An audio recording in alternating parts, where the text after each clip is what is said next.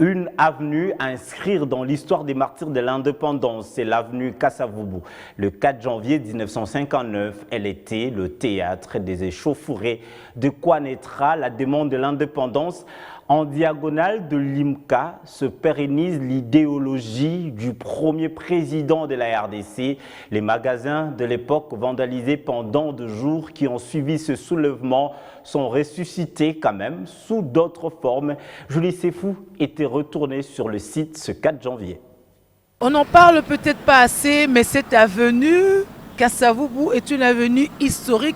C'est une avenue qui renseigne, qui parle de la République démocratique du Congo. Nous sommes en 1959, tout était presque parti de cette avenue. Cette avenue, parce que c'est sur cette avenue qui s'est fait beaucoup de croisements et tout a bardé pour marquer la révolution qui, une année après, mènera la République démocratique du Congo, le Congo, oui, de l'époque à l'indépendance. Sur cette avenue, jonchée des boutiques. Et ce mouvement, cette révolution du 4 janvier 1959 n'aura pas duré 15 jours. Ça a été l'affaire des jours parce que les Congolais s'étaient mis à piller justement, à vandaliser les boutiques. Il y avait des boutiques d'hier mais qui sont ressuscitées aujourd'hui parce qu'aujourd'hui il y a toujours des boutiques sur cette avenue, mais à l'époque c'était des boutiques coloniales, si on peut se le dire comme ça, parce que seul le Mundele, seul le Muzungu, seul les colons pouvaient vendre, pouvaient faire ces affaires.